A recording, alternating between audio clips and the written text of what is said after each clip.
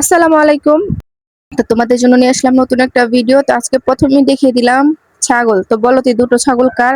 যদি জেনে থাকো অবশ্যই কমেন্ট করে জানিও, আর যদি না জানো তো পরবর্তী ভিডিওতে তোমাদেরকে জানিয়ে দিব এই দুটো ছাগল কার।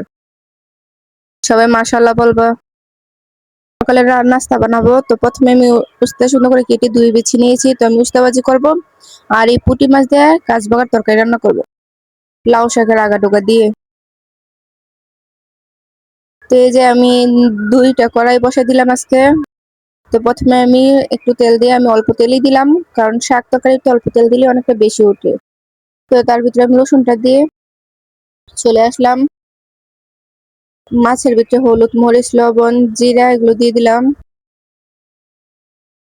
আরেক দিক দিয়ে আমি উস্তা ভাজি করবো, তার জন্য আমি প্রথমে তেল দিয়ে দিলাম, রসুন আর পেঁয়াজ কুচি দিয়ে দিলাম। আর সেটা দিতে দিতে এদিক দিয়ে আমার রসুনটা ব্রাউন কালার চলে এসেছে। তো আমি মাছটা দিয়ে দিব। মাছটা দিয়ে আমি কিছুক্ষণ মিশিয়ে নিব। তো অল্প একটু পানি দিয়ে দিব মাছটাকে কষানোর জন্য। আর এদিক দিয়ে পেঁয়াজটা একটু নেড়ে দিচ্ছি।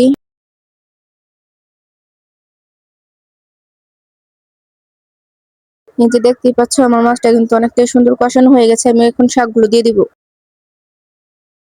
শাকটা দিয়ে সুন্দর করে একটু নিয়ে একসাথে মিক্স করে নিব। এই যে আমার পেঁয়াজটা সুন্দর একটা কালার চলে এসেছে, এখন আমি উস্তাগুলো দিয়ে দিব।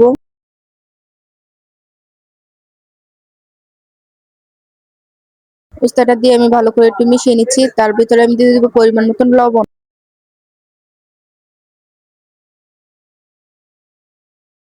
আর এদিক দিয়ে আমার কষানোটা প্রায় হয়েই গেছে, আর একটু কষাবো।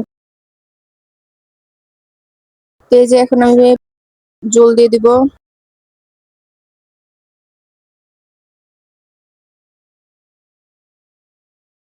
আমার তরকারিটা রান্না শেষ, এখন আমি জিরা দিয়ে নেড়ে ছেড়ে নামিয়ে নিব।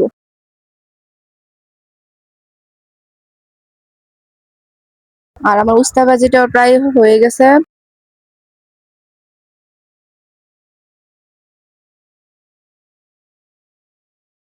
এই যে আমার তরকারির ফাইনাল লুক।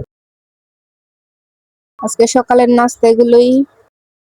তো এই যে খেয়ে দিয়ে ওরা চলে যাচ্ছে মুক্তিনগর। তো কি কারণে যাচ্ছে অবশ্যই পরবর্তী ভিডিওতে জানিয়ে দেবো তোমাদেরকে। তো ওদের যাওয়ার সময় আমার মেয়ে এত কান্না করেছে।